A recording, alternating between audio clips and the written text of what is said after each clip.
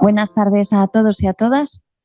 Vamos a empezar puntuales, que ya tenemos a gente esperando en el chat. Estaban saludando desde Málaga, desde San Sebastián.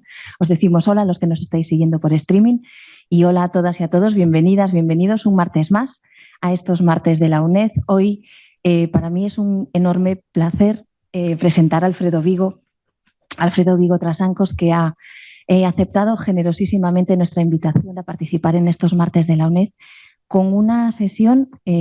Esta obra sublime es La señal de un gran rey, el arsenal de la Marina de Ferrol, obra maestra del siglo de las luces. Bueno, con este título tan evocador vais a seguir una conferencia que estoy segura que os va a enamorar de una pieza que no es tan conocida como debiera de la ciudad de Ferrol y que es su arsenal. Contar con Alfredo Vigo para mí es que de verdad que es un enorme placer. Sé que me repito, pero es que es maravilloso tenerlo con nosotros. Para quien no lo conozca, que sé que muchos de los que estáis aquí, de las que estáis aquí, lo conocéis y por eso estáis aquí. Bueno, Alfredo es catedrático de Historia del Arte de la Universidad de Santiago, es especialista en barroco, en ilustración y en urbanismo. Cursó los estudios de Historia y de Historia del Arte en la Universidad de Santiago, con un doctorado que hizo también allí con la calificación de sobresaliente cum laude, premio extraordinario de carrera. Fue profesor tutor de este centro durante más de 30 años, así que esta es su casa y siempre es bienvenido a que vuelva. Yo ya le he dicho que puede venir siempre que quiera, a contarnos lo que quiera. Él puede hablarnos del arsenal, puede hablarnos de la torre, puede hablarnos de la ciudad, puede hablarnos de la Madalena de Ferrol. Bueno, de todo lo que os imaginéis sobre el barroco y la época de la Ilustración en esas ciudades que son parte de donde es él, porque él es de Coruña, es de Ferrol y es de Santiago, porque son sus tres ciudades fetiche. Yo os puedo avanzar que con este currículum que él tiene, que es extraordinario, él es actualmente miembro de número electo del Instituto de Estudios José Cornide, de Estudios Coruñeses. Es un conferenciante riguroso, es ameno, es espectacular, es espectacular. Tiene una ingente obra bibliográfica, tiene numerosísimas publicaciones, pero me vais a permitir que destaque su estudio sobre la ciudad de Coruña en el siglo de las luces. A los que sois de Coruña os invito a leerlo porque de verdad que vais a ver la ciudad con otros ojos. Y su obra sobre la fachada del Obradoiro de la Catedral de Santiago, yo el día que le escuché dar una conferencia sobre eso me quedé que tampoco volví a ver la fachada de la misma manera. Así que os invito de verdad a que exploréis en esa bibliografía que él tiene. Yo os hablo de estas dos obras, pero estoy segura que después de escucharlo hablar sobre el arsenal de Ferrol, os va a apetecer ir a verlo. Os va a apetecer ir a verlo. Yo tuve el privilegio de asistir a una visita guiada con él y aún me acuerdo de cosas que estoy segura que hoy os va a dejar a vosotros impresionados. Gracias, Alfredo, por estar con nosotros y os dejo con él en este martes de la UNED de verdadero lujo. Muchas gracias. No sé qué tal se oye, parece que bien, ¿no? Agradecería en lo posible que fueran apagándose las luces, es suficiente con que se vea sobre la pantalla y que se oiga también lo que yo voy a decir. Pero lo primero que quiero decir, evidentemente, es darle las gracias a Ana, a la que conozco desde hace ya bastantes años, y no puedo decir de ella más que maravillas. Ha sido una secretaria de este centro formidable, ahora es la directora, y la conozco, bueno, con un aprecio extraordinario, porque es una persona que yo creo que ha levantado la UNED de una manera muy llamativa, ¿no? Por lo tanto, cada vez que me invita a dar una conferencia, hago lo imposible por estar evidentemente aquí, teniendo además en cuenta que aquí impartí clases durante más de 30 años, 35, 36 años seguramente, no menos. Conocí a muchísimos alumnos y a muchos alumnos que hoy son queridos amigos míos, algunos de los cuales están hoy aquí. Por lo tanto, estar hoy aquí presente para participar en esta conferencia de los martes de la UNED para mí es un auténtico privilegio. Muchísimas gracias, Ana, y a la UNED por esta invitación. Y también me apetece estar aquí porque siempre me gusta hablar de un tema arquitectónico que he trabajado en primera persona, que creo que tiene mucho interés, que creo que es una de las grandes realizaciones que se hicieron en la España del siglo XVIII, de las más importantes sin duda, importantísima, diría, que es realmente poco conocida, ¿no? A pesar de que está relativamente cerca de Coruña, a pesar de que está relativamente publicitada en algunos foros, sin embargo, el hecho de que sea una estructura militar todavía, diríamos, sirve un poco de inconveniente para que el conjunto de obras de arquitectura que allí se encuentran sea lo suficientemente conocida. Por esa razón, básicamente, es por lo que voy a dedicar la conferencia de hoy a este tema, porque yo creo que a algunos, a muchos incluso, sobre todo los que son de fuera y me están escuchando por streaming, les resultará seguramente el Arsenal de Ferrol todo un descubrimiento. Y vuelvo a repetirlo, probablemente estemos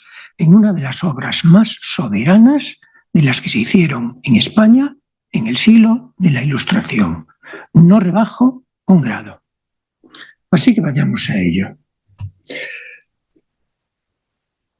La subida al trono de Felipe V en el año 1700 supuso para España no solo un cambio dinástico, los Austrias por los Borbones, sino en la entrada en una guerra, la llamada Guerra de Sucesión, que duró ni más ni menos que 14 años. Fue una guerra civil, pero fue también una guerra internacional, porque muchas potencias extranjeras, temerosas de que Felipe V, rey de España, pudiera convertirse también y de manera simultánea en rey de Francia, era nieto de Luis XIV, se pusieron en contra de esta realidad para tratar de buscar un candidato alternativo que le pudiera poner la proa. Y lo buscaron evidentemente un archiduque de Austria, Carlos, que diríamos fue el pretendiente. Por lo tanto, durante esos 14 años España fue un campo de batalla y un campo, por lo tanto, de mucha acción, pero de mucha acción sobre todo bélica, militar, no en otras cuestiones. El fin de la Guerra de Sucesión supuso para España la pérdida de todos los territorios europeos. Pierde Flandes, pierde todos los territorios de Italia, el Reino de Nápoles, Sicilia, parte del Milanesado. Y la que sale ganando de alguna manera es Inglaterra. Inglaterra siempre va a sacar ventaja de todas las situaciones. Inglaterra se va a quedar con Gibraltar, que aún lo sigue teniendo, y con la isla de Menorca, que afortunadamente ya no es de ella. Pero en este momento, por lo tanto, vamos a ver cómo al final Inglaterra sienta sus pies en territorio casi peninsular, insular, en dos lugares estratégicos que de alguna manera acosan militarmente a España. Lo que no pierde España es todo su imperio ultramarino. El imperio ultramarino, España todavía lo va a tener, diríamos, en propiedad. Y un territorio ultramarino que además está creciendo territorialmente. En el siglo XVIII, diríamos que el imperio colonial español alcanza su máxima expansión. No hay más que mirar este mapa para darse cuenta, efectivamente, que lo que son los Estados Unidos, casi la mitad o algo más, era en esos momentos de la corona española. Por lo tanto, en ese sentido, no hay ningún problema. Pero España no tiene armada. España tiene que crear una armada. España necesita defender su imperio. Y como su imperio está al otro lado de océanos, es un imperio ultramarino, necesita una armada militar potente que tiene que crear. La primera necesidad, sobre todo teniendo en cuenta que Inglaterra es en estos momentos la dueña de los mares, porque tiene la Royal Navy, que evidentemente es la armada más importante de la Europa de su tiempo. Y hacer frente a esto, una potencia como nosotros, que tiene un imperio de ultramar sin armada, evidentemente es algo casi contranatural. Por eso tan pronto hubo la posibilidad, y esa posibilidad se dio cuando llega a la Secretaría de Marina José Patiño, en el reinado de Felipe V, en el año 1726, el año que viene se celebrarán los 300 años, el tercer centenario de este hecho, el territorio costero peninsular se va a dividir en 3 grandes departamentos marítimos, cada uno dominado por un arsenal que se va a crear ahí in situ, partiendo de la nada, en 3 puntos estratégicos de la península. uno en Cádiz, fue el primero que se creó, básicamente porque Cádiz era el puerto que tenía también el monopolio de todo el tráfico comercial con América y por lo tanto su defensa armada era prioritaria. El segundo en Cartagena, porque se encontraba desde Cartagena el Mediterráneo occidental, y el tercero en el norte, en la ría de Ferrol, que diríamos que es la ría que en este momento se va a potenciar realmente de una manera llamativa, ¿no?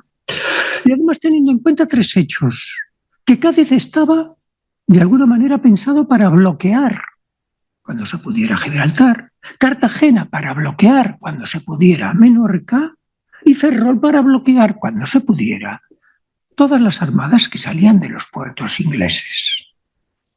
Por lo tanto, la lógica era abrumadora. ¿Pero por qué se eligió la ría de Ferrol?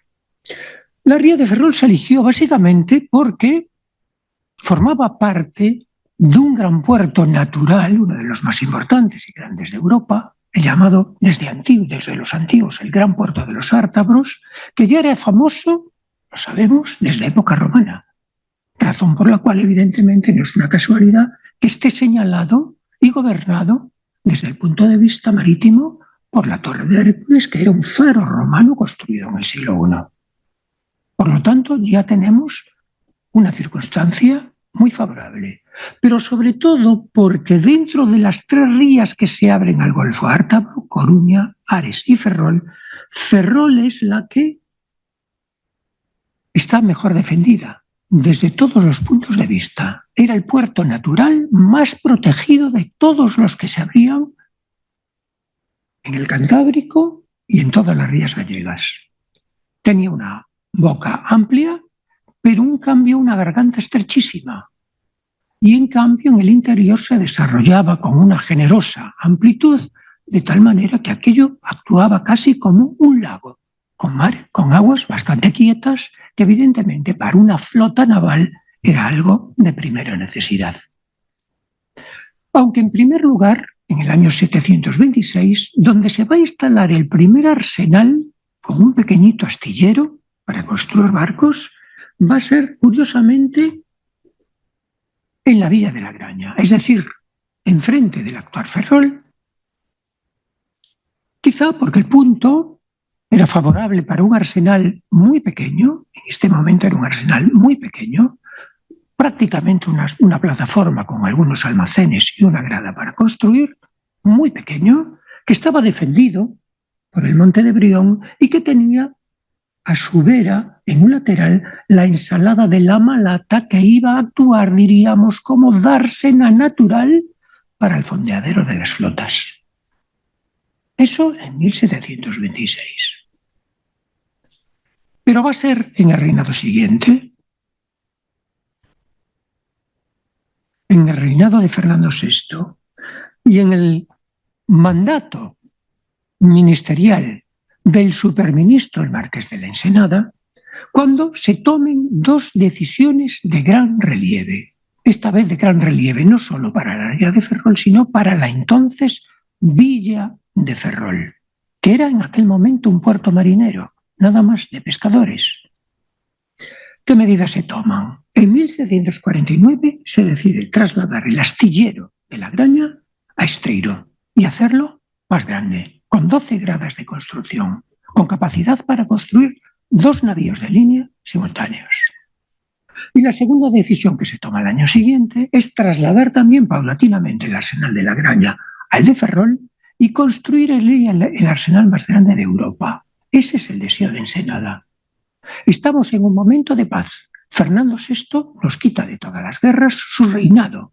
No volverá a conocer el belicismo hasta su muerte y por lo tanto las arcas del Estado están llenas. Y con ese dinero se puede hacer prácticamente lo que se quiera.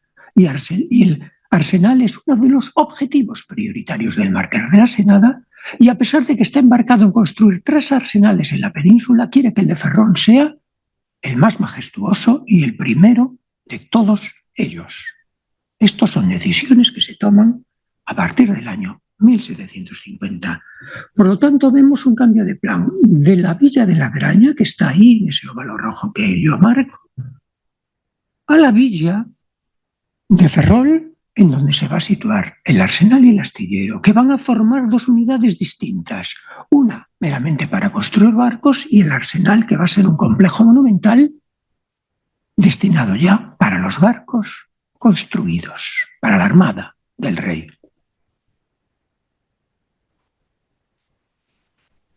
Es comprensible que se eligiera la ría de Ferrol y la villa de Ferrol también, no solo por la cartografía, sino por la propia naturaleza.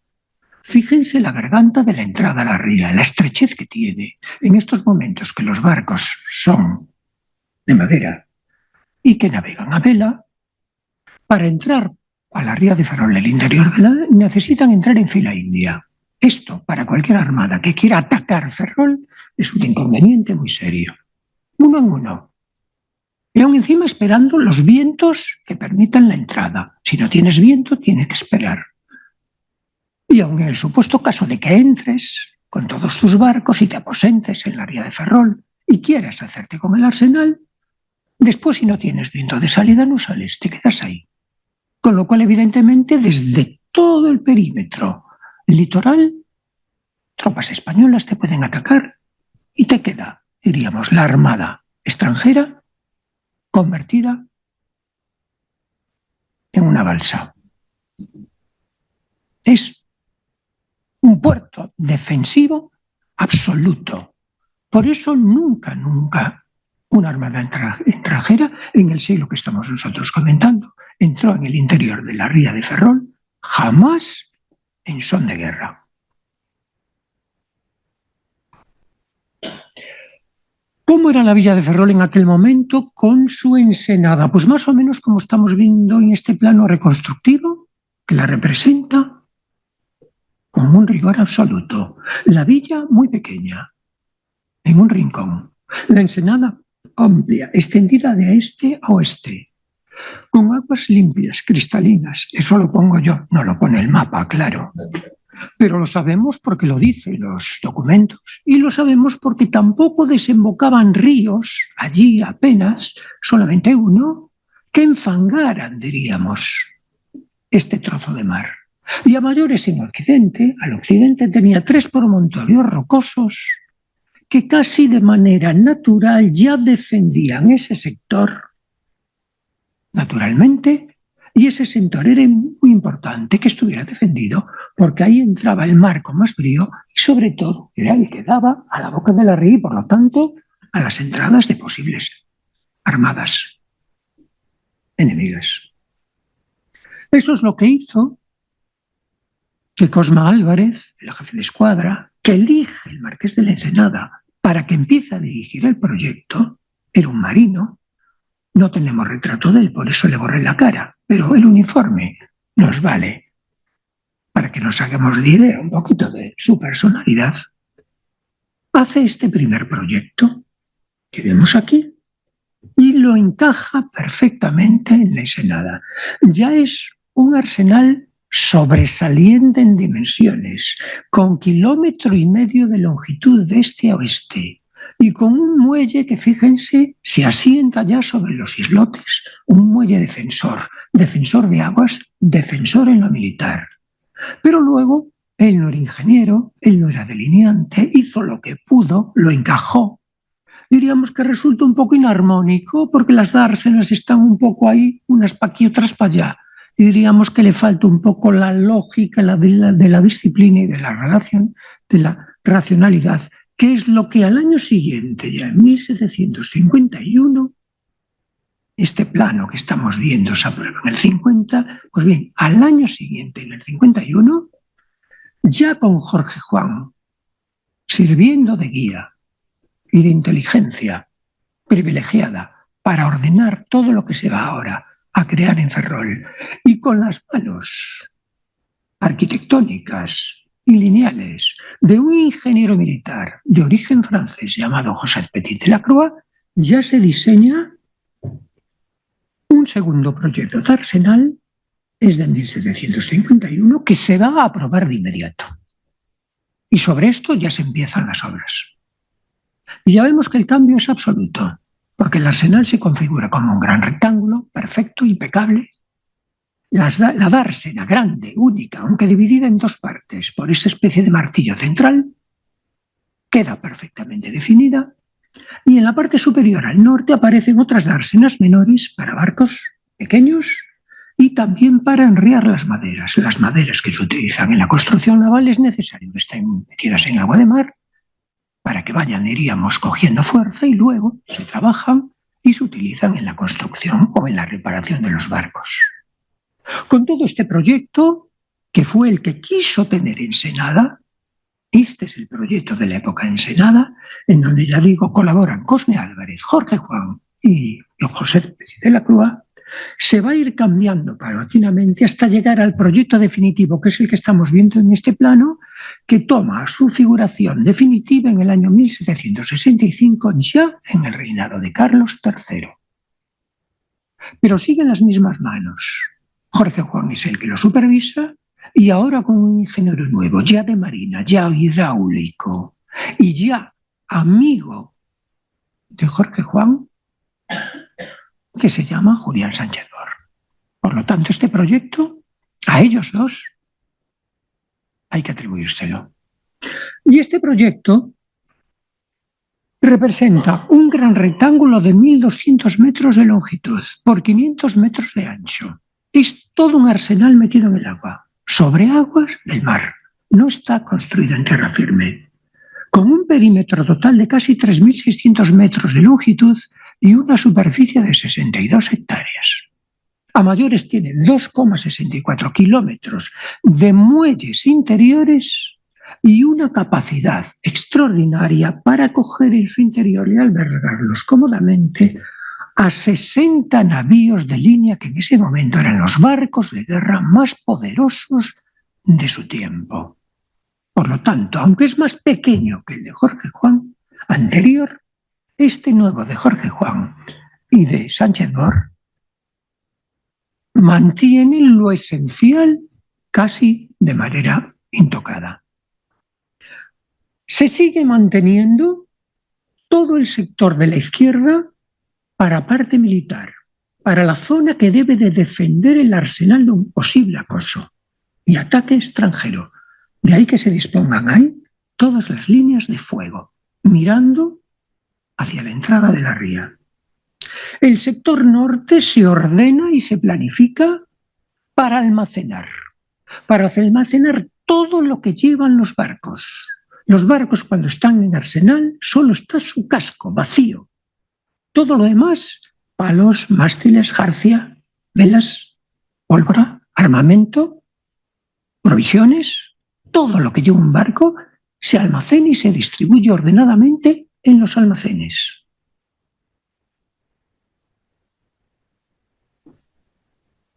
Y toda la parte oriental se destina, en cambio, a zona de servicio, a zona de fabricación, a zona de construcción, a zona de reparación. Es la parte más industrial del arsenal. Por eso están allí los talleres, están allí las herrerías y están allí también los diques y las gradas que permiten construir y, sobre todo, reparar los buques. Cuando los buques van por los océanos, evidentemente llegan a puerto hecho unos tornos, diríamos, ¿no? Y hay que repararlos, hay que reponerlos. Hay que adecuarlos para que vuelvan a salir en el mejor estado posible en el segundo viaje, que les toque a ultramar. Y por lo tanto, esta parte es también vital. Recuerden, el astillero, es fundamental, está fuera de esta unidad, está más a la derecha, está fuera de plano, más o menos a unos 500 metros de distancia del arsenal militar. En su momento lo veremos, pero ahora nos centraremos en la unidad arsenal. Por lo tanto, podríamos decir que el arsenal está configurado como una isla también, porque está separado de tierra firme por un muro. No es un muro fortificado, es un muro de separación, pero un muro que tiene un foso de agua que lo separa de la villa y que por lo tanto lo convierte en una isla. El Arsenal es una isla, una unidad ensimismada, encerrado por muro, alejada de la población, que mira para sí mismo, para su centro, para la dársena. La dársena es la esencia, la naturaleza, la razón de ser de todo el arsenal. Y se divide, como ya he dicho, en dos partes claras. La defensiva se va a llamar casi oficialmente el arsenal del parque de artillería, porque ahí está, diríamos, todas las armas que defienden el arsenal, y la otra parte que se llama el arsenal de los diques, más grande, donde se guardan los buques, donde se reparan los buques, donde están los talleres, donde se almacena todo lo que es de los buques, el armamento también de los buques. Es decir, que tiene una lógica casi aplastante, y de ese gran rectángulo que estamos viendo aquí perfectamente definido, solo sobresale al norte una dársena pequeña llamada Puerto Chico, que es y se comunica con la principal y que está destinada a las embarcaciones pequeñas. Es decir, que es de una lógica meridiana, y el arsenal más grande de la Europa de su tiempo, con la dársena más grande también de la Europa de su tiempo. Una obra, por lo tanto, escandalosamente fantástica. Y tantas obras que se proyectan en Ferrol y que se empiezan a realizar en Ferrol y que terminarán siendo realidad, no un sueño utópico ilustrado, es lo que hace comprensible que en menos de 30, 40, 50 años, Ferrol, que tenía 1.750, 1.500 habitantes y que se limitaba a lo que es ahí el poblado de Ferrol Viejo, que lo vemos superpuesto a las obras que estamos viendo, pero que ya tiene las obras del arsenal empezadas, y que tiene el Real Astillero de Esteiro a la derecha, independiente, pero muy cerca, supere al final del siglo XVIII nada más ni nada menos que los 25.000 habitantes. Coruña tiene en estos momentos 12.000, Santiago 15.000 quiero decir. Ferrol en este momento se convierte en la ciudad no solo más poblada de toda Galicia, en cuestión de 30 o 40 años, sino en la ciudad más populosa de todo el norte de España. Al menos costero. Ni Bilbao, ni San Sebastián, ni Bermeo, ni Gijón, ni Oviedo. Ninguna de estas capitales supera Ferrol en número de habitantes. Es decir, que evidentemente vemos cómo estas obras reales desencadenan la llegada masiva de trabajadores, de familias, de gente que viene lógicamente a buscarse la vida con los que vienen a trabajar aquí, y eso es lo que cuantifica evidentemente este número de población, verificado, entre otras cosas, por el censo de Florida Blanca, cuya fecha, 1787, es la que yo tomo aquí. Y ahí vemos la villa de Ferrol, ahí vemos el arsenal, a la derecha vemos el astillero. El astillero no era monumental, le bastaba con tener 12 gradas. Se podían construir 12 navíos a la vez, solamente se construyeron 12 navíos a la vez en una ocasión, en época de ensenada, faltaría más. Por eso los 12 navíos que salieron de allí se llamaron el apostolado, en recuerdo de los 12 apóstoles.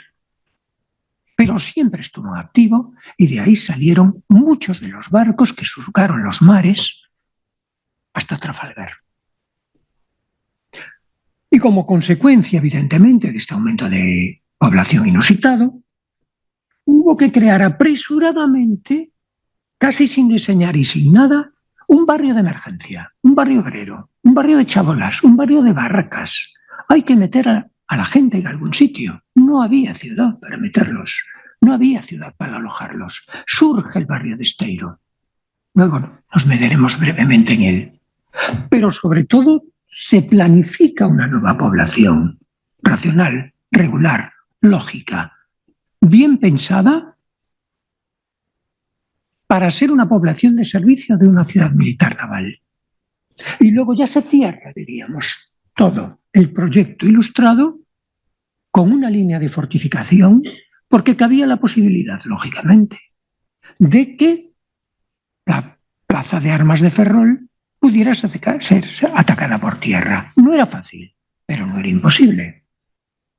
Y por eso se diseña también en época de Carlos III todo el recinto defensivo con baluartes de poca calidad, aunque muy extenso, que en el siglo XVIII apenas tuvo uso, pero en cambio en el siglo XIX sí lo tuvo, porque llegó el ejército de Napoleón y al final consiguió la plaza.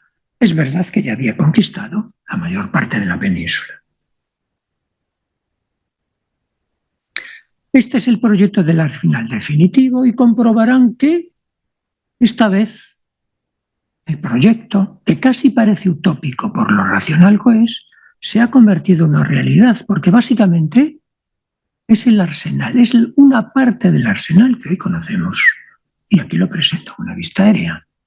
Y que si lo vemos en una perspectiva escorzada, como si fuera vista de pájaro, ya ven que tiene unas dimensiones y una escala nunca vista en el siglo XVIII en una instalación de estas características, toda sentada en el mar.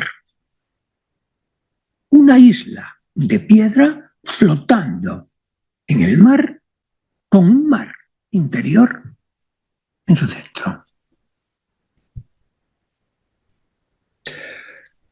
El arsenal es la lámina de agua, donde los barcos del rey tienen que estar tranquilos. Son barcos de madera.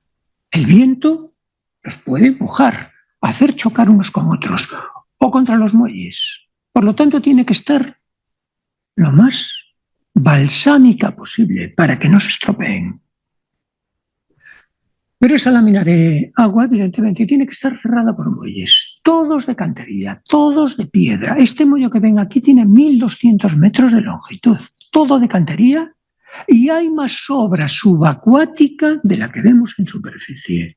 Tienen ahí un perfil. Lo rosa es lo que está en superficie y todo lo que está debajo de lo rosa es toda la obra de infraestructura pétrea que se tuvo que construir con sistemas hidráulicos para sostener esos muelles que a su vez sostenían en la parte superior imponentes edificios como luego veremos. Se utilizó el sistema de cajones, rellenos de piedra, rellenos de argamasa. Se utilizó también el sistema de lambordas, que era un sistema de gradas de piedra sillar que parecía que servía de asentamiento mejor. Se ensamblaron los dos sistemas y en muchos muelles se utilizaron incluso de manera simultánea. Y por fuera se echaba también la escollera, que eran trozos de piedra más brutos, pero que impedían evidentemente que el choque de las aguas fuera erosionando los muros de cantería, sobre todo en la zona exterior. Luego lo veremos.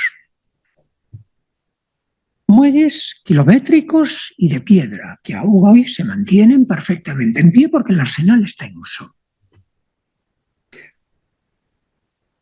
Y veámoslo ahora por partes. Y ya que hemos dicho que estaba dividido en dos grandes bloques, el arsenal del parque y el arsenal de los diques, empecemos por el del parque, porque además desde el punto de vista cronológico es el primero que tenemos que estudiar, porque esto es lo más antiguo que se construye del arsenal.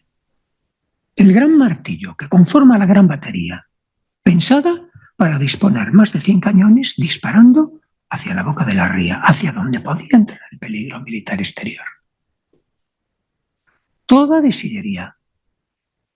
Ahí sí lo vemos muy bien en este grabado, el 19, pero que representa cómo estaba también el 18, porque hay casi no hay construcciones decimonónicas, todo lo que ven es 18esco. Y ya ven que la batería defensiva es formidable. Lo de 100 cañones por banda no lo digo por decir, eran 100 y pico. Y ya ven que la batería sigue en pie, sigue con su escollera, tiene sus merlones para proteger a los defensores y tiene también sus troneras para que salgan por allí, lógicamente, las bocas de los cañones. Así que cuando esta batería se ponía seria, porque si nos atacaban los ingleses, evidentemente todos los cañones disparaban en línea de tal manera que esto actuaba como una barrera infranqueable. Nunca los ingleses pudieron entrar, ni siquiera se atrevieron, siempre quedaron parados fuera. La única vez que atacaron Ferrol fue en 1800 y lo hicieron desembarcando en la playa de Doniños, que está detrás de la Graña, detrás del monte de Brión, y tuvieron que subir con cañones, les costó mucho trabajo, luego quedaron expuestos al tener que bajar la cuesta y ya estar expuestos al tiro del cañón, y al final tuvieron que irse, ¿no? Fue un fracaso militar. Una gran batería,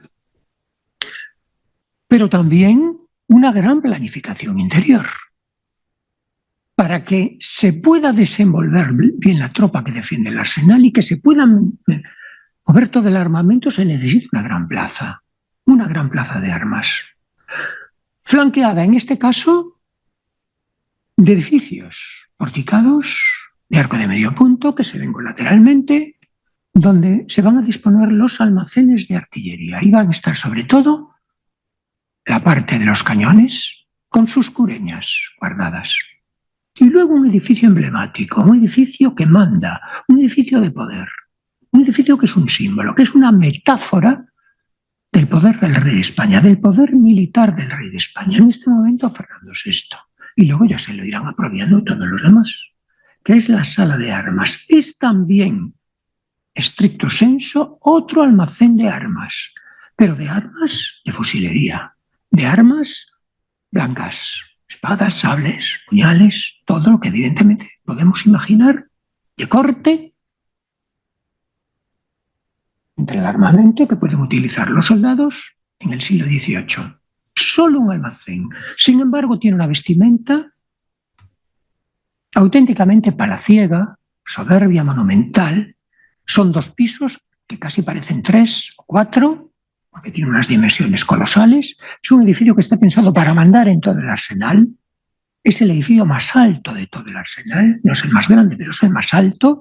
Y el que además está vestido con una vestimenta monumental y una retórica que en España no se conocía, porque quizá por el hecho de que fue diseñado por el ingeniero de origen francés Petit Delacroix, este edificio está basado en toda la arquitectura francesa del momento, pero sobre todo en palacios. Todo esto que estamos viendo abajo son palacios. Y de arriba, de Ferrol, es un almacén de armas. Ahí no hay habitaciones, ahí no vive nadie. Ahí se almacenan cosas bélicas. Esa es la diferencia. Ahí está la metáfora de poder. Y por eso tiene también esas cubiertas tan exóticas para nosotros, como es una cubierta mansardada y una cúpula quebrantada también al estilo mansard, es decir, unas cubiertas afrancesadas, ¿no? Este edificio se empieza a diseñar en 1751, un año después de que se acabe la fachada del Obradoiro. Y fíjense ya qué cambio de percepción.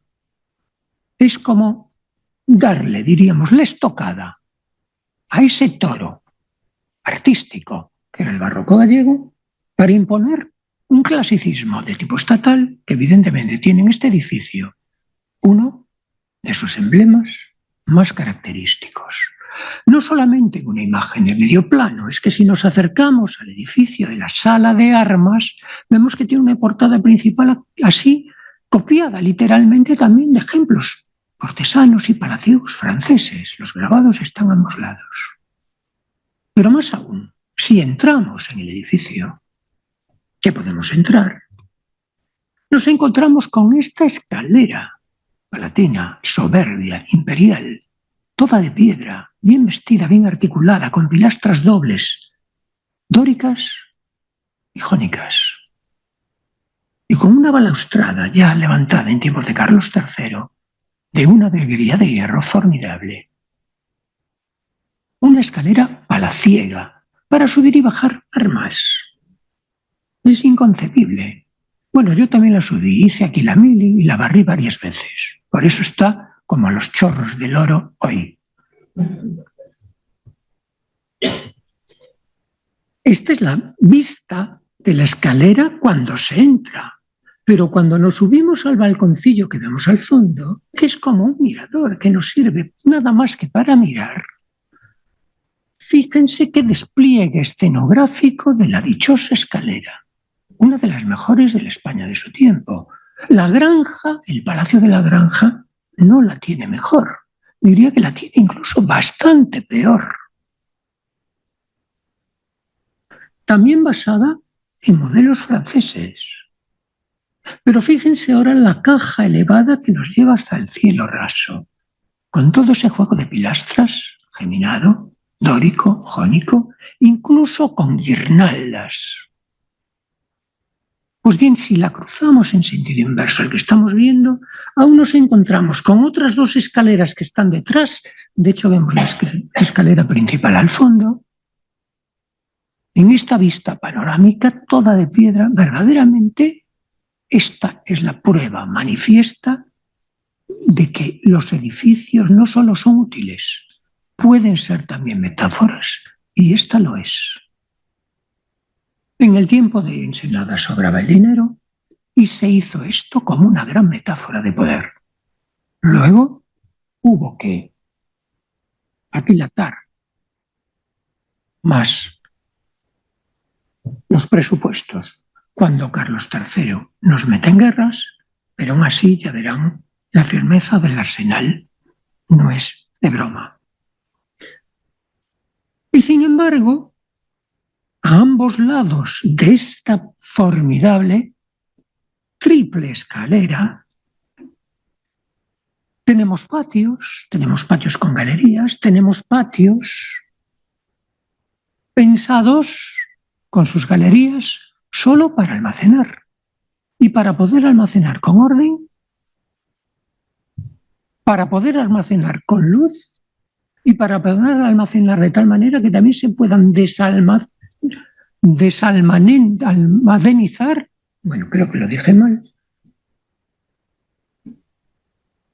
porque muchas veces, en caso de peligro, todo lo que está aquí almacenado, evidentemente hay que sacarlo fuera para disponerlo de la batería en caso de un ataque.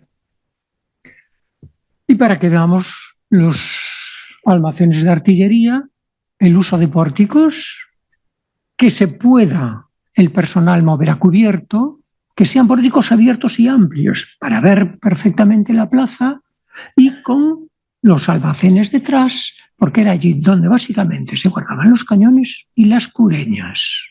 Y los cordajes, que las cureñas también necesitan para atar y asentar los cañones.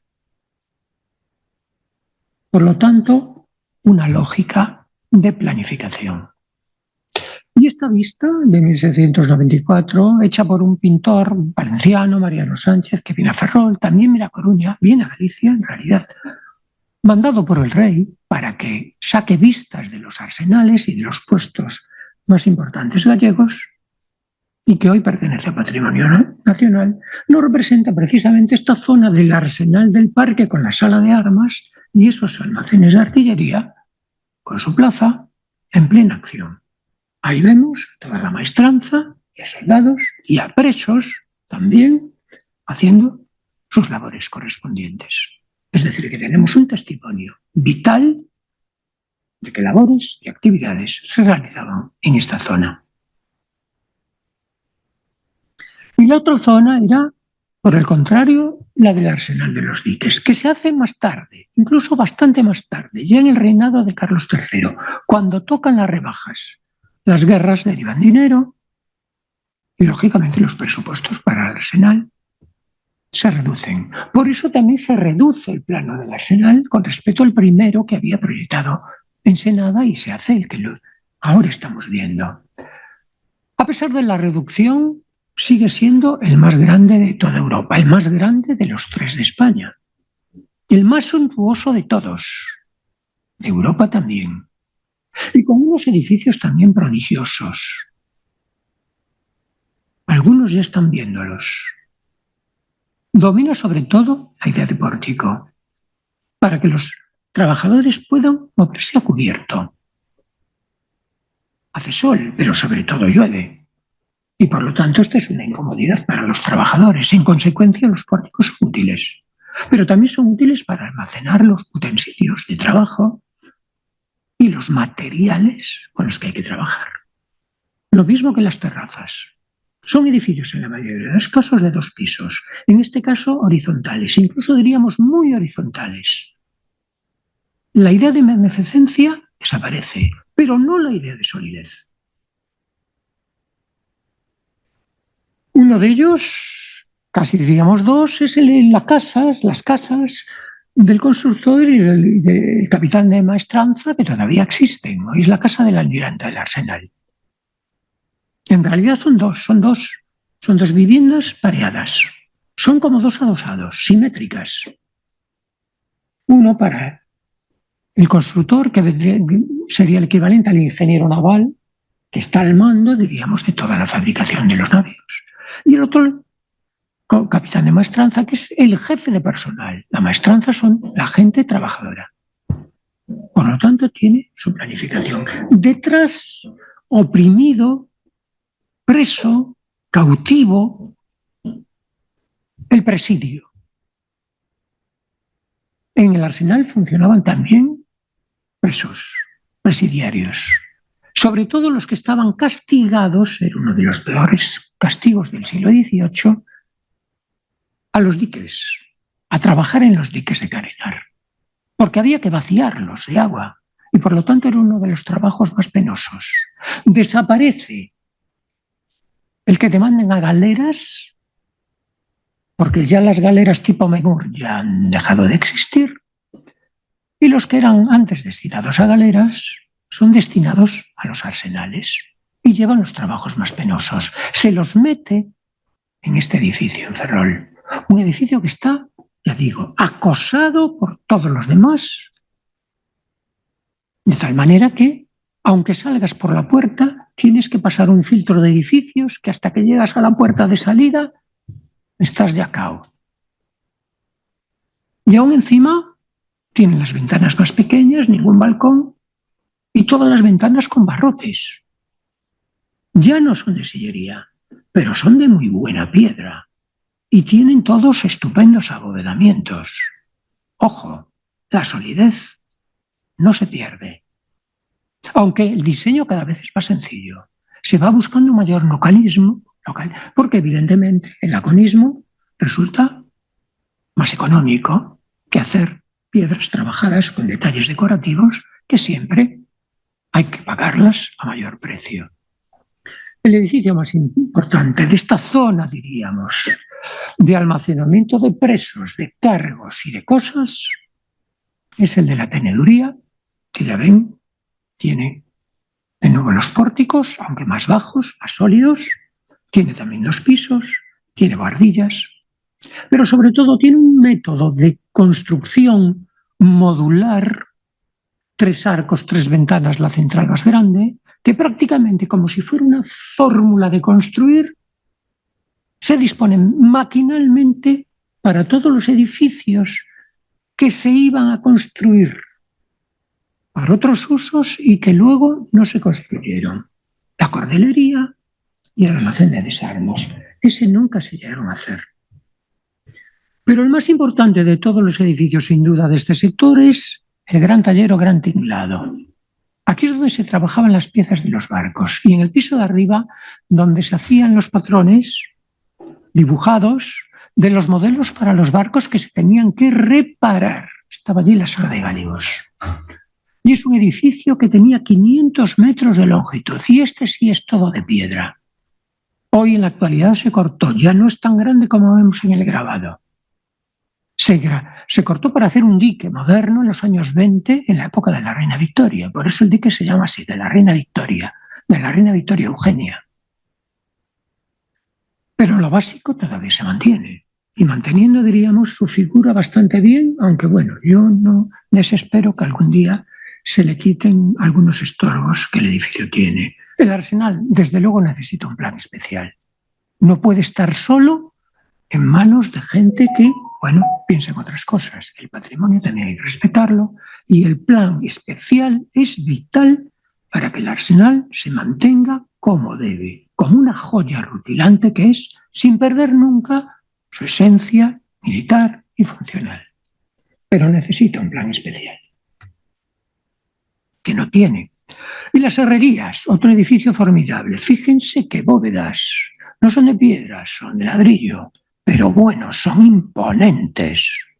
Edificio sólido. El fuego está ahí permanente. Los hornos de fundición, evidentemente, forman parte de su esencia. También se necesitan pozos para enfriar utensilios y objetos. Y por eso su razón de ser es también el número de chimeneas.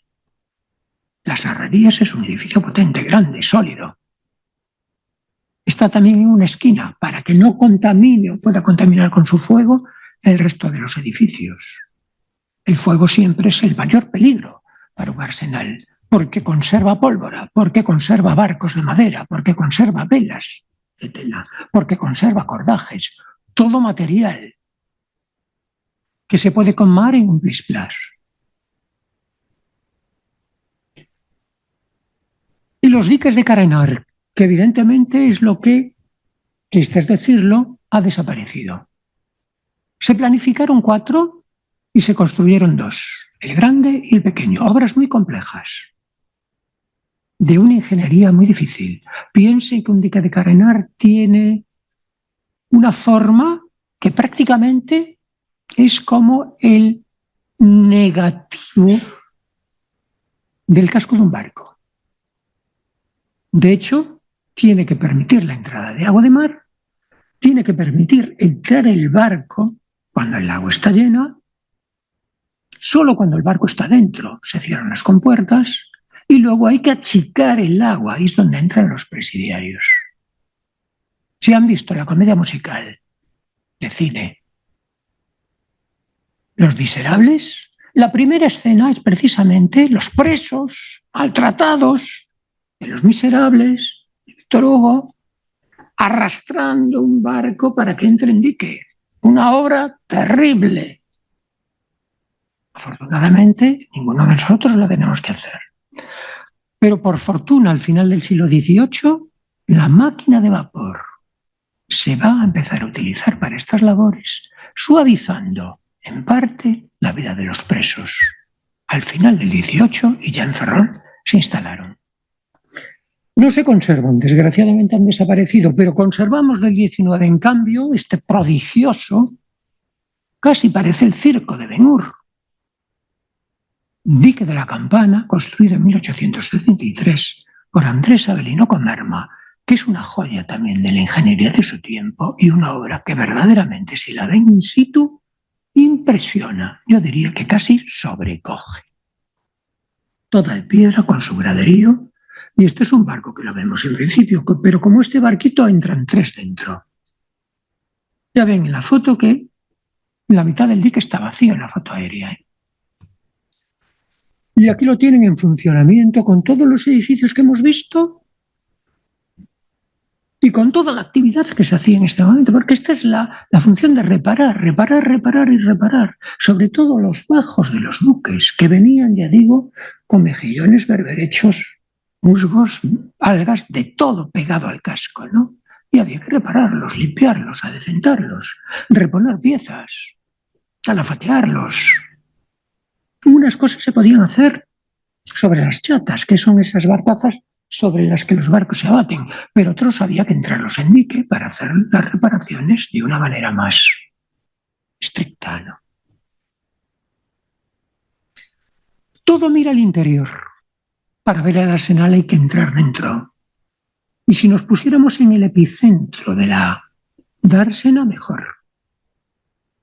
Porque desde fuera solo vemos muros limpios, de cierre, de separación.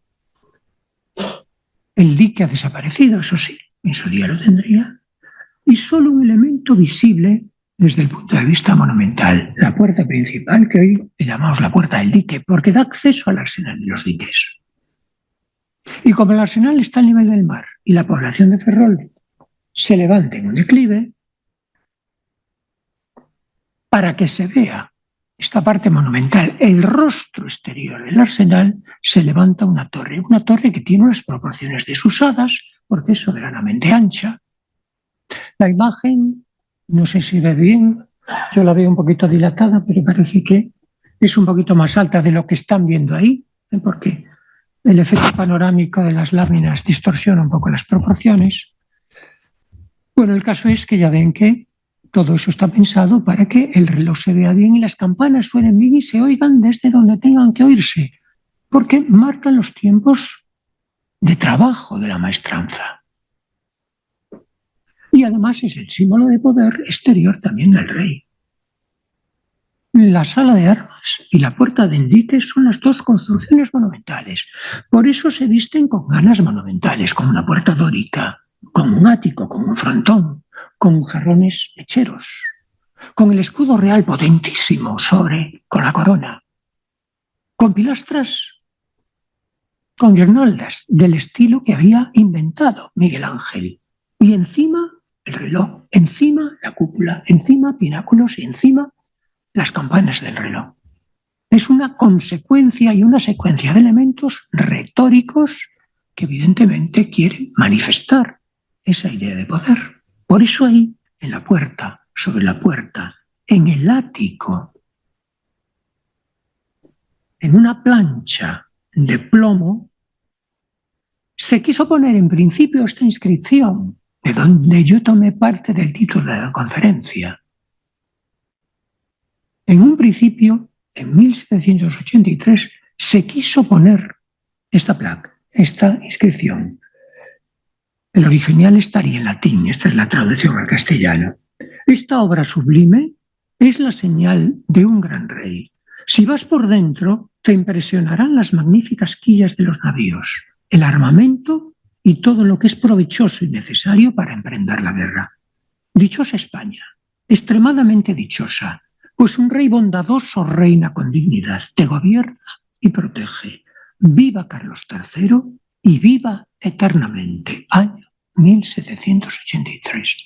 De alguna manera es el fin oficial de las obras del Arsenal.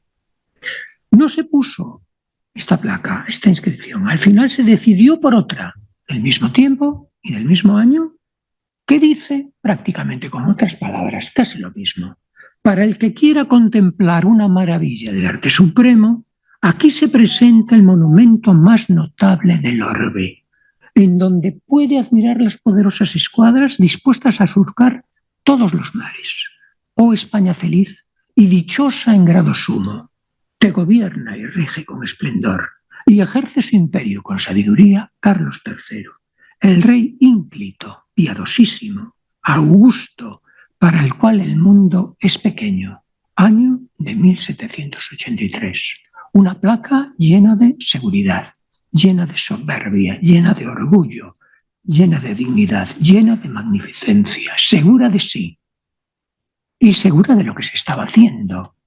Por eso todos los extranjeros que visitaron el Arsenal de Ferrol, no ya en el 18, sino incluso a lo largo del 19, no se cansaron de adjetivarlo de la manera más admirable posible. Norteamericanos, ingleses, franceses y, por supuesto, españoles también. Hablamos del astillero, que no voy a estudiar, simplemente decirles que era así, ya no existe, esto se transformó totalmente con las obras del astillero nuevo, pero para que vean las 12 gradas, estaban ahí perfectas, casi como un sector de círculo, todas de una manera radial, 12 barcas a la vez. Se construyeron allí barcos en 1752-53. Pero a su vera es donde surge el poblado de emergencia. Iba surgiendo poco a poco. A medida que va viniendo la población se van sumando casitas, barracas. Todo estaba hecho para tirar después. Esto no estaba hecho para que durara. Fíjese cómo se representa en estos planos tan minuciosos que estamos viendo del siglo XVIII, que son auténticas joyas de la cartografía, cómo se representa el poblado de Esteiro en principio. Hay como unos dibujitos casi que los podría hacer yo.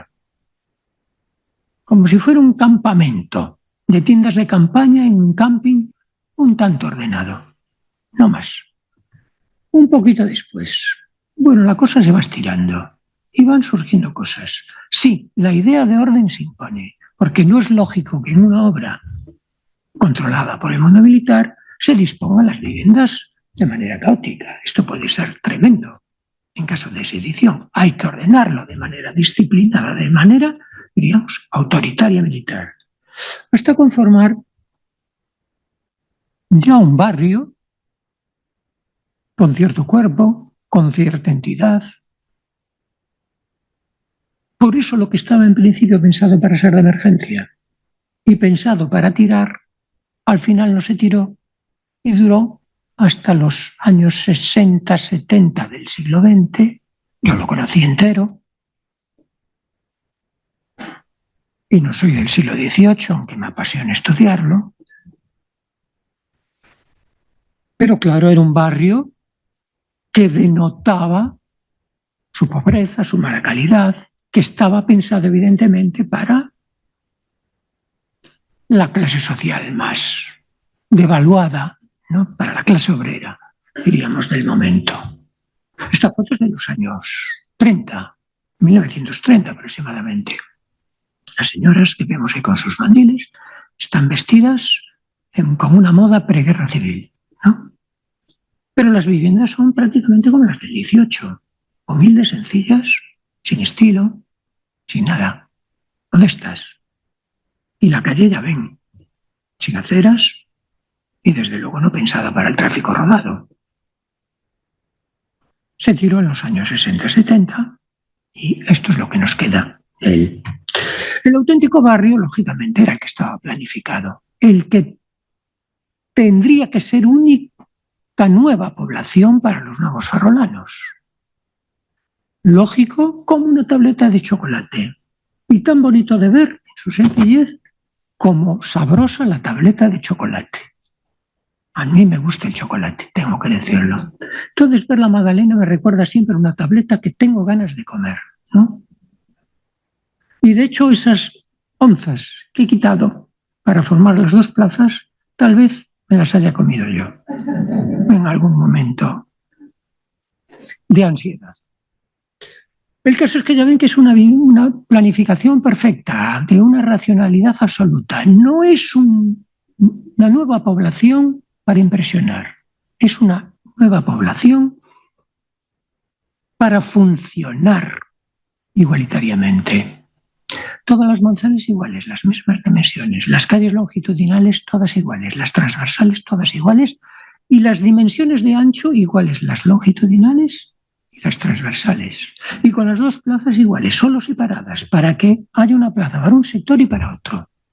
Porque quizá se había pensado en que un sector fuera para los trabajadores del arsenal y otro sector para los trabajadores del astillero, una vez Esteiro desapareciera.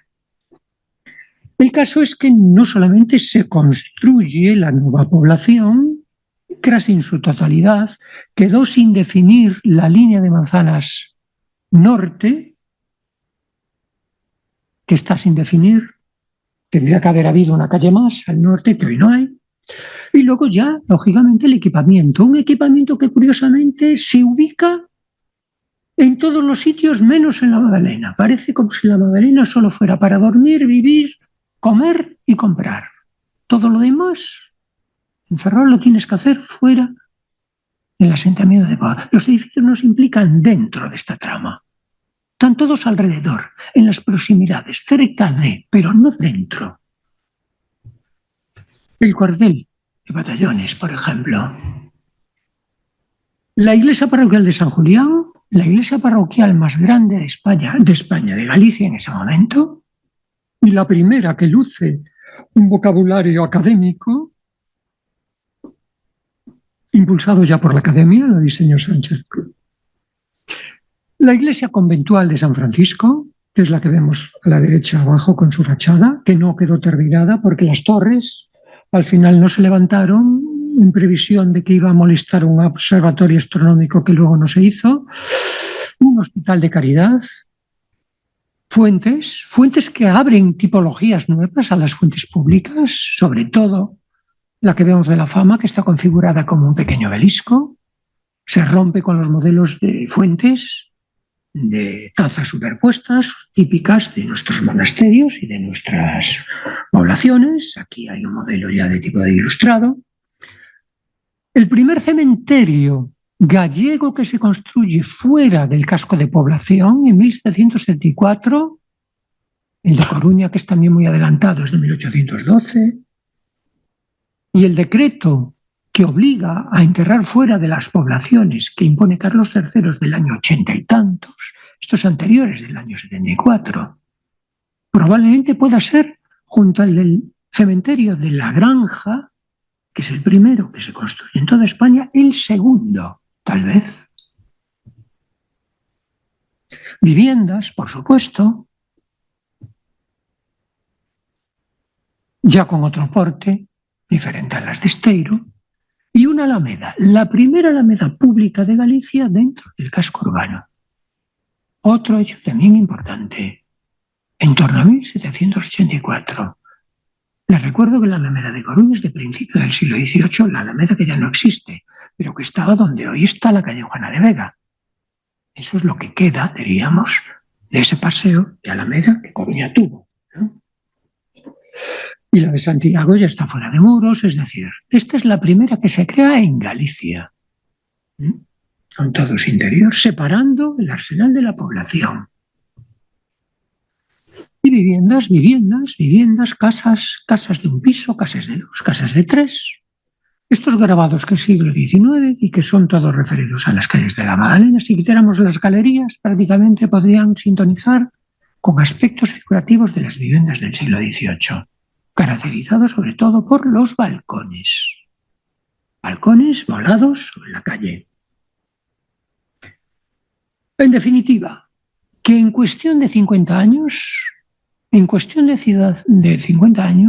una ciudad que tenía un paraje natural que era su Ensenada y una población que era Ferrol Viejo, que era un pobladito de pescadores, aparece en 1800 como un planteamiento urbano como el que estamos viendo aquí en esta formidable panorámica de un pintor que no sabemos quién es y que lo pintó precisamente en torno a 1800. A la izquierda, al fondo, Ferrol Viejo. Todo el arsenal en primer plano, con sus muros, sus dársenas, sus barcos en el interior. Incluso, fíjense, a la izquierda pueden ver un tejado rojo con una cúpula. Esa es la sala de armas dentro. Luego, detrás, la nueva población de la Magdalena. Más a la derecha, al fondo, bajo aquellos montes verdes con sus arbolitos, el barrio de Esteiro. Y al final, a la derecha, el astillero de Esteiro, con alguna grada en construcción, porque vemos ahí a un barco en grada. Esto es lo que justifica esa población de 1.500 a 25.000 habitantes y la grandeza de la obra colosal que aquí se hizo. Además estaba haciendo el de Cartagena, además estaba haciendo el de la Carraca, además estaban haciendo el Canal de Castilla, el Canal de Aragón, obras en puertos, el Palacio Real de Madrid, la fábrica de tabacos de Sevilla. Es decir, que es una obra, la del siglo XVIII, sobre todo en la segunda mitad, que apabulla.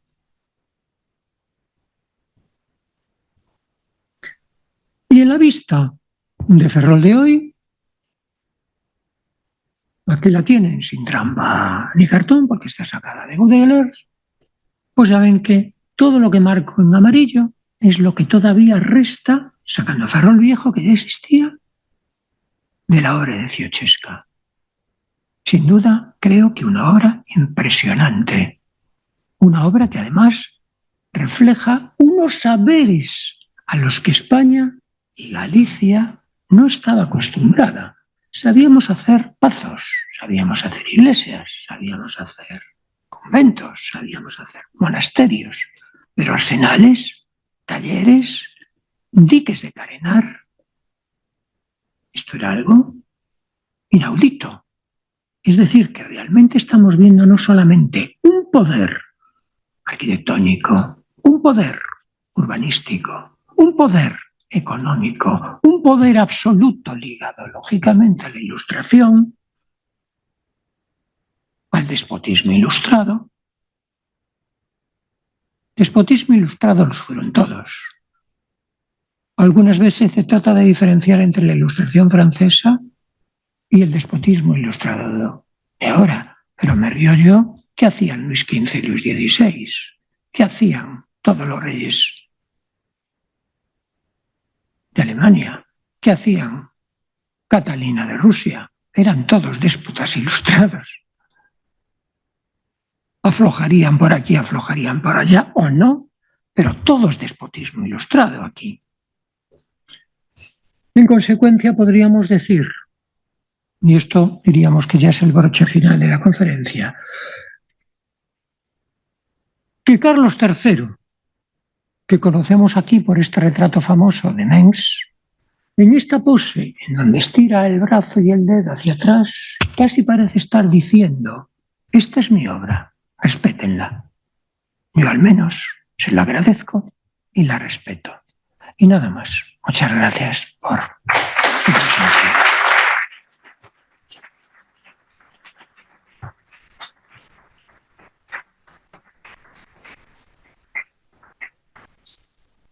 Y como creo que hay todavía tiempo, creo que puede haber un coloquio si parece oportuno, pero me han dicho que primero que preste atención a todos los que participan en el chat, que es algo a lo que yo no estoy muy acostumbrado, pero bueno, me dijeron que tenía que ver aquí. No sé si hay alguno que haya entrado en el chat y que quiera hacer alguna pregunta, alguna cuestión que yo le conteste y que en cierta medida servirá también para todos los que aquí nos escuchan.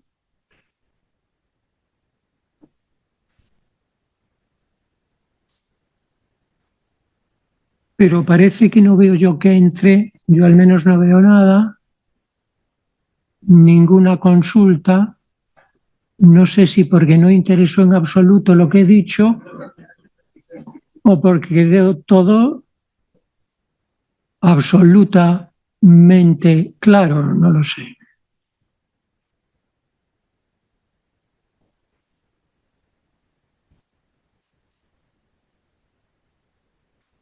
Parece que por aquí, bueno, luego volveré a mirar por si va entrando algo y lo comento. Con lo cual, el público que está presente en la sala, lo que deseen, si lo sé, lo contestaré, y lo que no sepa, no lo contesto. Dime, don José Manuel. Pero mira, si es que estás en condiciones de poder aclararnos, parece que está aprobado ya la demolición de parte del muro o rebajar la altura del muro de cierre. ¿En qué tramos concretamente y qué es lo que se podría ver sin necesidad de entrar al Arsenal con el proyecto de rebaje de altura del muro de cierre? De eso yo solo conozco lo que ha salido en prensa y quizá no todo, porque al no consultar habitualmente la prensa de Ferrol estoy peor informado, ¿no? A lo mejor incluso peor informado que tú. Pero sí, al parecer la intención ya desde hace años es retirar el muro, sustituirlo por una valla y que, por lo tanto, diríamos, se pueda ver el interior del Arsenal y abrir Ferrol al mar, ¿no? Eso ya se planteó ya desde hace tiempo, ¿no? Incluso alguna década. No es nuevo. Ahora parece que se ha aprobado y que tiene la bendición del Ministerio de Defensa, con lo cual a lo mejor se lleva a cabo.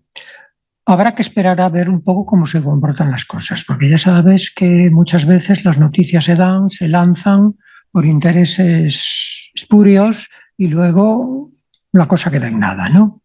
Pero el caso es que parece que sí. Ahora, también hay que tener en cuenta una cosa, ¿no? Que aunque se tiren parte del muro, siempre hay que mantener, diríamos, la seguridad del Arsenal más o menos cerrado. No siempre vamos a ver lo que queremos ver, porque ya hay mucha arquitectura del 20, del 19, que ha ido ocupando sitios cuyas espaldas están, si no adosadas al muro por el interior, están pegadas casi al muro. Con lo cual, a lo mejor tiras el Arsenal y ves otro muro, un muro de un edificio que tiene un uso y que, lógicamente, ya es más difícil tirar. Con lo cual, puede ser que la circunstancia visual no sea la que esperas, ¿no? Y por otra parte, tampoco se va a ver tanto mar como se pretende, porque hay mucha arquitectura interpuesta. mucha. Ya no solo la que está pegada al muro, es que hay otras cosas que están delante que te quitan la vista del mar. Entonces, lo más que se podrá es ver fragmentos de la dársena, porque ese es el mar que se podrá ver desde esa zona. La dársena, no el mar, ¿no?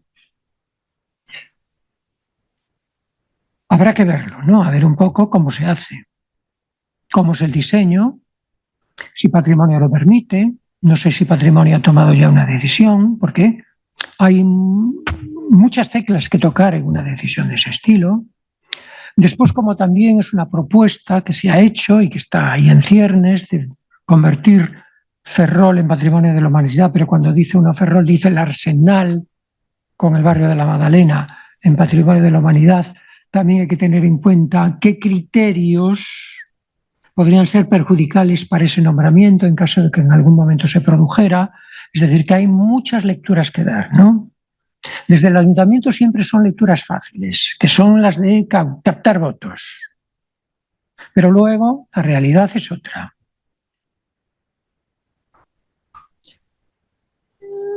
Todo pasa, desde mi punto de vista, por hacer un plan especial del Arsenal.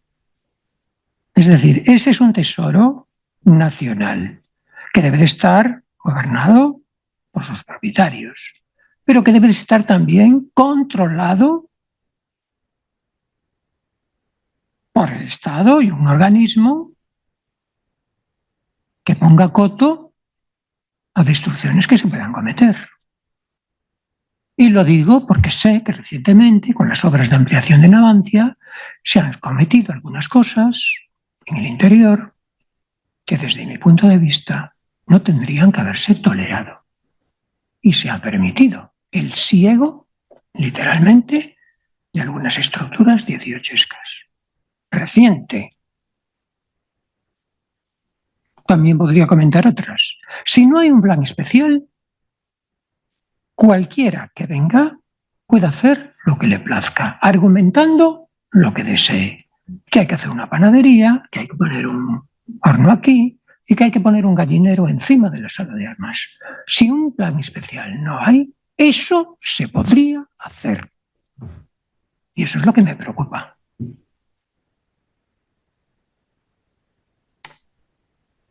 Entiendo que todo el conjunto del Arsenal es del Ministerio de Defensa, Ferrol ahí no tiene nada que ver, y que hasta qué punto el Arsenal está catalogado patrimonialmente, o incluso, por ejemplo, nos enseñabas en uno de los grabados que la sala de armas aparecía con una cubierta roja, y de hoy es negra. Entiendo que eso también son obras que no se han hecho teniendo en cuenta el patrimonio en general. No hay plan especial, no hay reglas, hay aceptaciones. Las autoridades aceptan, aprueban esto, aprueban, desaprueban. No hay un control, no hay un rigor. Unas veces quedan bien, otras veces quedan mal. Con un plan especial, todos tienen que hacer sus deberes. Se podrán cometer también algunos errores, pero por lo menos se pensará para tratar de no cometerlos. Oficialmente está declarado BIC, pero es un BIC en el que nadie se mete. Por eso pasa lo que pasa. Está bien conservado, está mucho peor la población. Todo hay que decirlo. Pero yo quiero, a ser posible, que se conserve todavía mejor, porque sé que es una joya, porque yo lo estudié de primera mano, porque yo fui el primero que lo estudió. Entonces sé lo que vale un peine. Cuando yo empecé a hacer mi tesis doctoral sobre esto, nadie le importaba un bledo ni el Arsenal ni la población de Ferrol. Nada. Me venían a reñir porque sacaba fotos en la calle. ¿Usted qué hace aquí? ¿Por qué le saco una foto a mi casa? Esto no tiene interés. Ferrol no tiene historia. Ferrol es una ciudad nueva. No me metieron a la cárcel de milagro. No me pegaron y tiraron piedras desde los balcones 18escos de milagro. El Arsenal estaba tirado en el suelo. No pude ni consultar. Si no llegase por los archivos militares, no puedo estudiar la ciudad de Ferrol porque el archivo de Ferrol no existía. estaba todos los papeles tirados. Me daban una llave, tenía que subir a la guardilla y entré pisando papeles. Hoy ya no está así. Esto cuando yo empecé en el año 75-76. Esa era aquella realidad. Ya cambió mucho, evidentemente. Hoy todo el mundo sabe un poco lo que valen las cosas, ¿no? Un poco o más. Pero me preocupa porque el Arsenal sigue sin plan especial. Y por lo tanto se pueden hacer cualquier cosa, argumentando cualquier cosa, cualquier necesidad que surja. Y eso me preocupa mucho. Lo digo por estos destrozos últimos que se han cometido. Tiene que haber un control.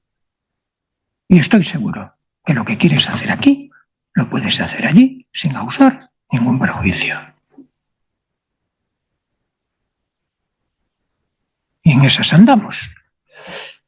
Y lo del muro, pues habrá que esperar a ver qué proyecto hacen, cómo lo van a hacer. Desde luego ese montaje ahí sucesorio queda todo así como muy bonito, pero yo creo que es un poco ficticio y medio falso porque no se ve. Se ve más de lo que vas a ver. Solo falta que canten los pajaritos, ¿no? ¿Qué sería pena? Tantas toneladas que se necesitaron. ¿De varias canteras? De muchas canteras. La mayor parte de canteritas abiertas en la boca de la ría. Aún se ven todavía como unos carcomidos de piedra, cuando desde San Felipe se ven bastante bien al otro lado, ¿no? Y de allí se sacaba la piedra, ya se tallaba in situ y en lanchones se llevaba ya al Arsenal para colocar allí, a ambos lados de la ría. Y después otras también en la zona de la Graña. Pero sobre todo las de la boca de la ría, porque era una piedra relativamente buena, relativamente cercana y fácil de trasladar porque en lanchones era fácil. Fue una obra costosísima, pero es que daros cuenta que el Arsenal tiene tanta obra debajo del agua como encima. Entonces es que es una obra doble, ¿no? De ingeniería hidráulica y de arquitectura y planificación. Los ingleses estaban locos y asustados. ¿Qué se está haciendo aquí? ¿Pero qué es esto? De hecho, fueron en gran parte responsables de la caída de Ensenada. Y de algo sirvió, porque al caer Ensenada en el 54 hubo una parálisis de obras hasta el año 65. Es decir, que en ese tramo Ferrol estuvo en un plis-plas que me quedo o no me quedo, ¿no? Me quiere o no me quiere Carlos III. Como la Margarita, Carlos III, ¿no? Me quiere, no me quiere. Al final los quiso, por eso puse yo este final tan apoteósico.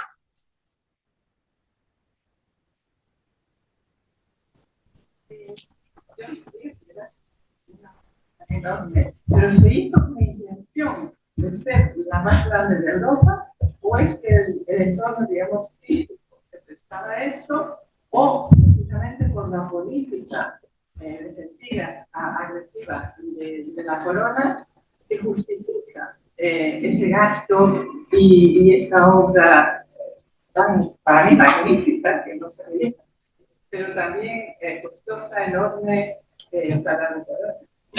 Costosísima, pero Ensenada lo tenía claro. Eligió el sitio, dijo aquí va a estar el Arsenal más grande y que sea el mejor de Europa, el más perfecto. Lo dice con propias palabras. Por eso lo echaron en el 54. Porque las palabras que dice en el 50, 4 años después, le cortan la cabeza. Y además para hacer edificios, dice, si necesitáis, se lo decía Cosme Álvarez, porque es que hay que traer gente de todas partes. Se trajo los constructores eran ingleses. Por ejemplo, los trajo de Inglaterra Jorge Juan. Fue por el Támesis comprando a constructores de barcos y a los principales empleados que sabían de construir barcos. Lo único que miró es que fueran católicos. Y los fue comprando a todos. Y los trajo para aquí. Ryan, Ruth, todos. Y empezaron a imponer el sistema inglés en la construcción, que hoy llamamos también Jorge Juan, porque Jorge Juan le hace, diríamos, unos pequeños cambios, ¿no? Pero eso es llamado el sistema Jorge Juan, el sistema inglés. Porque luego vendrá en los años 60 un ingeniero francés, Gautier, que va a imponer el sistema francés de construcción de barcos, ¿no? Ahí ya no soy técnico para decir cuál es mejor o peor. Unos van por un lado y otros por otro. Pero es decir, es que realmente fue una obra apabullante, porque es que había italianos, había ingenieros italianos. Sabatini es el que se encarga de diseñar el cuartel de guardias marinas, por ejemplo. Sánchez Dor y los ingenieros militares vienen de Francia, vienen de Cataluña, vienen de Andalucía, vienen de distintos sitios. Ya la maestranza viene en su mayor parte del País Vasco, de Cantabria, que eran los especialistas, diríamos, en construir barcos en los astilleros de Guarnizo.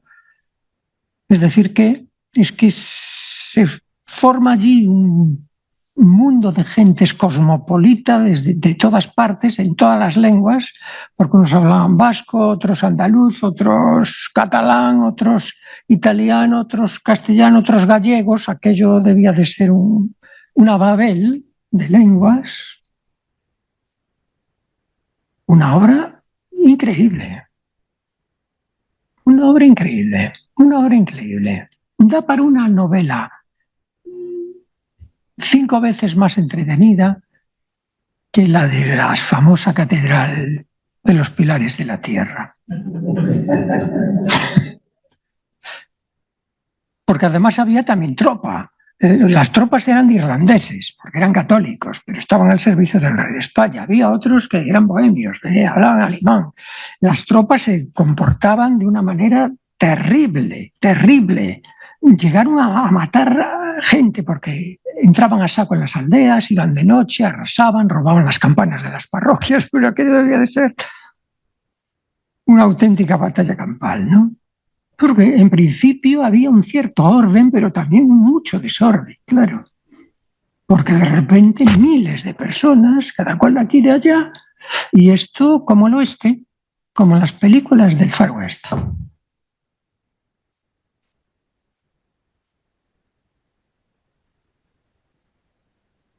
Pero la obra, no hay duda, es un arsenal apabullante. He leído también que en este arsenal de Ferrol se habían construido el primer barco a vapor de España, el primer acorazado. De España, quizá no te lo puedo asegurar, porque ya me llevas a tiempos que ya no estudio, y si no lo refresco me olvido. Además es que me olvido, ¿no? De España quizás sí, porque en el siglo XIX, sobre todo en la segunda mitad, vuelve a tener el arsenal de Ferrol mucho empuje, y el astillero también, y el astillero también, que es donde se construyen realmente los barcos, y es el más importante en ese momento, la principal factoría. Pero siguiendo en ese caso, la mayor parte de los casos planos traídos de Inglaterra. En ese momento Inglaterra está también a tope.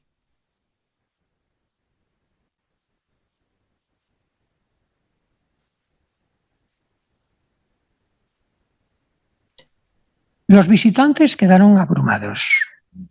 Entre uno de los más ilustres está John Adams, que fue presidente de los Estados Unidos y que vino aquí por el año 79. Y desembarca en Ferrol, porque se le avería el barco. Él iba a Francia a establecer o alianza o la paz por la guerra de la independencia con los ingleses, y tiene que desembarcar primero en Ferrol, ¿no? La población no le llama mucho la atención porque aún se estaba haciendo y no serían casas de mucho relieve, pero el arsenal queda impresionado, claro.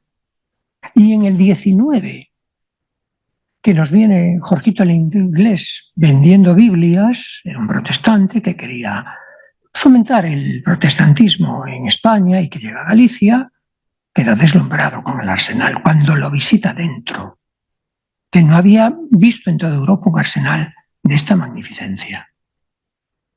No, la obra del arsenal apabulla a todo el mundo.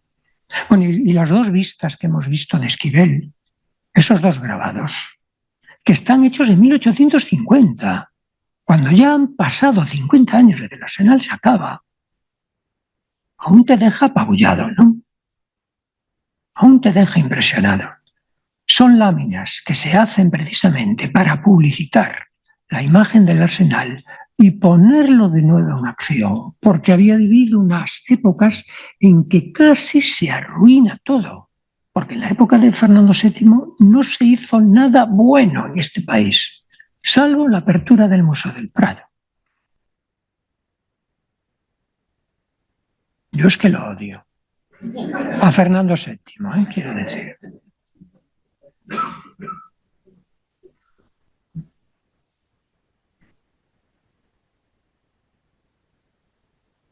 Más curiosidades.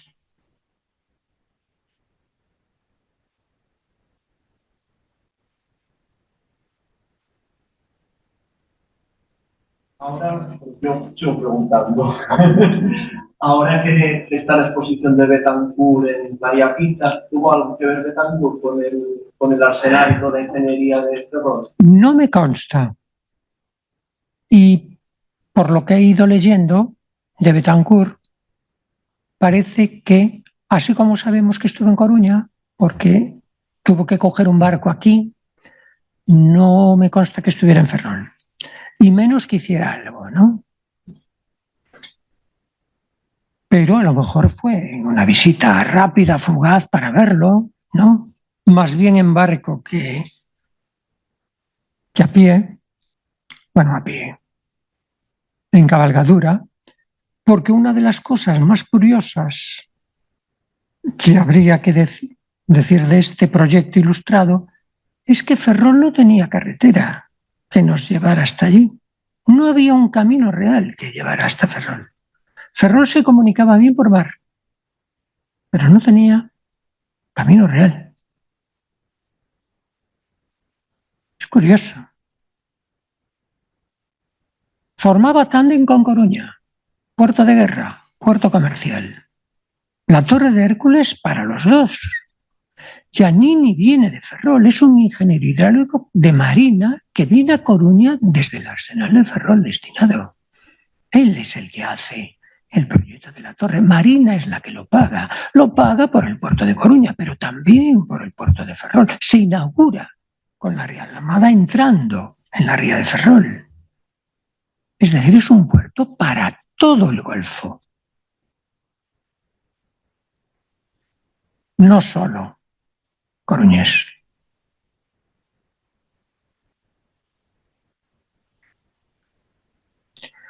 Pero no tenía camino. O entrabas en burro, como pudieras, no había un camino. Bueno, había caminitos, claro, evidentemente por sendas, veredas, poniendo de andar, a Ferrol llegabas, claro. Pero no termina allí el camino real, que sí termina cuando se hace en Coruña y que lo proyecta Lemor. Podía tener una bifurcación para allí, estaba el Puerto del Rey, otro capitán general, la base, marinos, gente que va y viene, ¿no? Pero como casi todos eran marinos, navegaban en barcos, claro, y llegaban antes. Porque venir desde Cádiz hasta Ferrol en un carrito, un carricoche, en una carroza, en lo que fuera, pues llevaba su tiempo. Y en barco llegabas a unos días, pocos, ¿no? No se hizo carretera.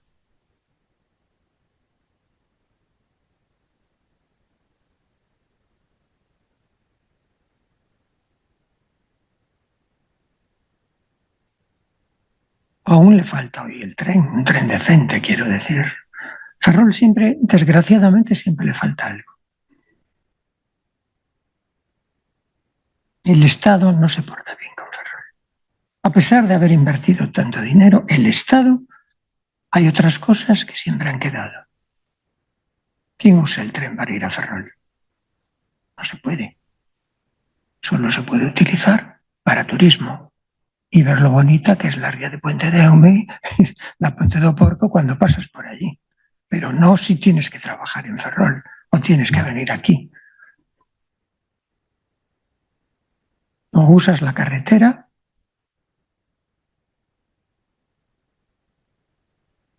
es una deuda pendiente. Más curiosidades. No sé si aquí en el chat, yo sigo sin ver nada en el chat. Ah, sí, me parece que sí. Nos ha dicho, al menos eso he entendido, que el primer marqués de la Ensenada fue Cosme Álvarez. No. No. Marqués de la Ensenada fue un ministro,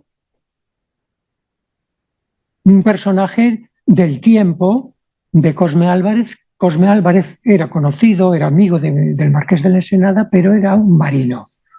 No tiene nada que ver, sí. Aquí hay una pregunta. Sí, en 1750 es cierto. Según los datos del catastro del Marqués de la Ensenada y bajo el reinado de Fernando VI, el primer marqués fue el riojano Zenón de Somodevila y Bengoechea, y coinciden esos mismos años. Bueno, el Marqués de la Ensenada es Zenón de Somodevila. Ahora no sé si el segundo apellido coincide o no, pero Zenón de Somodevila es el Marqués de la Ensenada. ¿Cómo se puede perder tanta población en Ferrol desde el siglo XVIII, siendo la ciudad más poblada y hoy ser la menos poblada de las 7 grandes? Bueno, la afirmación es relativamente incorrecta, porque Ferrol hoy tiene más población que en el siglo XVIII, pese a todo, ¿no? Ha de tener unos 65 o 70.000.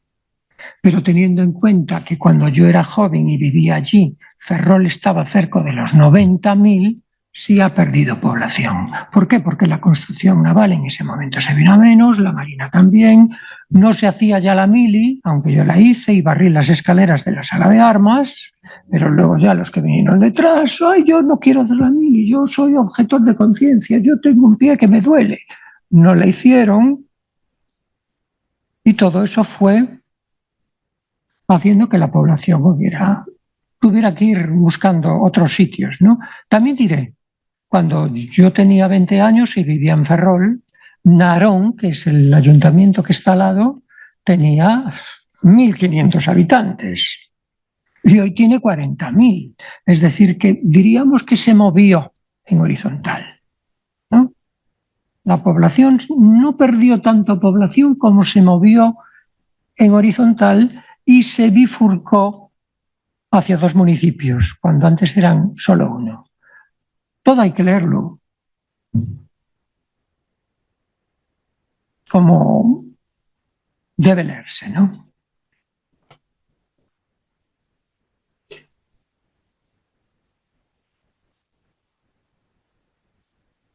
Y yo creo que ya nada más. Ahí sí que ya no veo más.